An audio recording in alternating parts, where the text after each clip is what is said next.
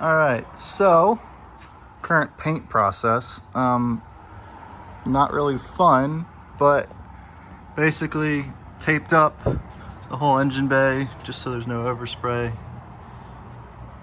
And you can really see how much I had to beat the trans tunnel.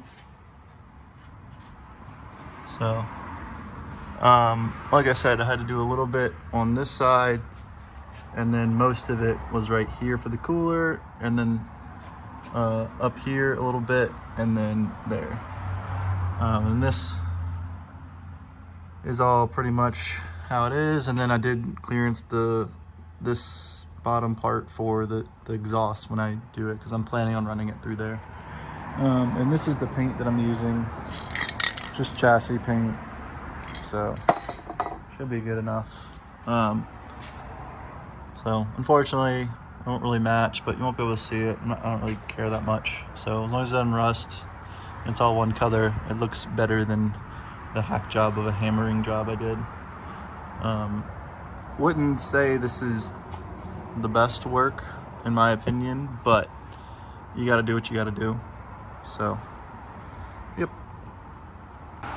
So here's after I took all the tape off and painted it. Like I said, this is the main part I had to hammer. You have to cut out the trans tunnel or trans mount in the tunnel. And then I hammered a little bit over here just for clearance.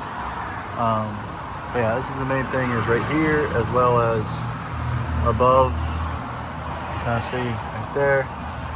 And then just taped it off and painted it because it was raw metal, obviously, and I didn't want it to rust. Plus it looked like crap when all the hammer marks and everything. So that's the tunnel.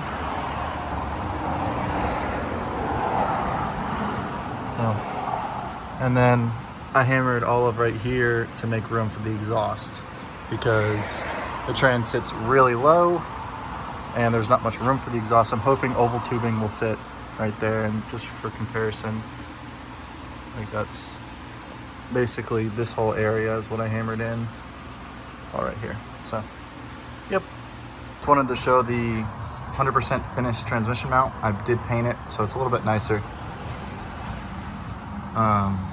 So we have two M8s on the bottom, an M6 to locate it, two M8s on the side, and then two M8s on both sides to combine the plates. And it's very strong, like it's 3/16 steel. I did add a bigger washer on this one because there is the big hole below this plate, so I wanted to make sure it captured all of it. And I have the same washer on all the three other sides, just in case, because I mean, the bigger the washer isn't a bad thing. And then I just have a normal washer on this one. And then big washers on the bottom, and then as well as those same washers on top of the transmission. And I'll show you how it looks on the transmission as well, and then obviously when it's all back together.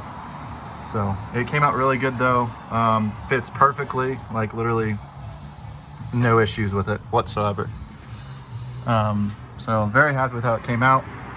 I don't know if I'm gonna sell these. I mean, there's not many people DCT swapping it, but I'll be sure to offer it as a built to order thing, and you know, go from there. But yeah, it came out really good. I'm really happy with it. So I wanted to show you the backing plates. Basically, they come up through the hole on the bottom and then on the side, and then just nut and bolt in both of them to basically do that.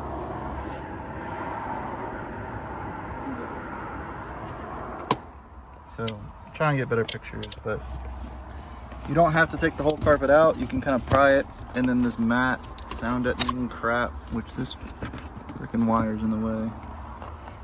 It does tear very easily, but it sucks to take it out if you want to take it out, so just leave it. And then same with the other side. But so we have the transmission and motor in the final time. Here we have the transmission mount with its final stage. It's kind of hard to see because of the glare, but here's your level with the frame rails, so it's pretty good. The back part is above the frame rail, it's just the front part comes a little bit lower. You can see like that.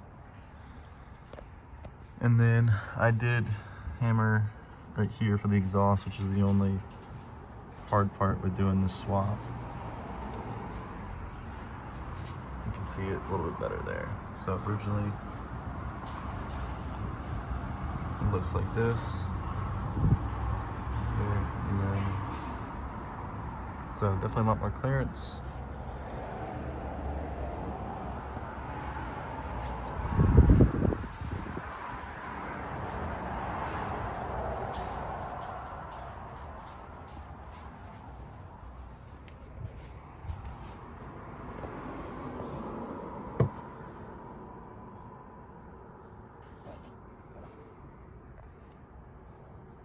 So yeah.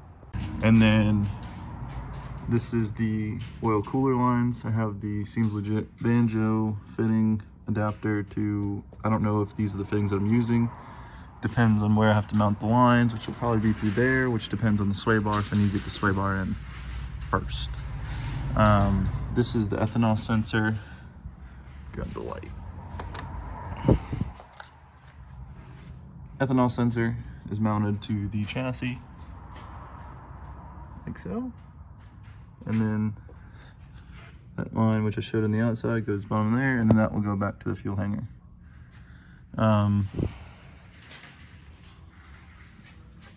Yeah, so that's just the current update. This is the lines from the bottom of the turbo. Oil filter will have core lines right there. And I'm going to have auxiliary coolers on the fog light areas in front of the brakes.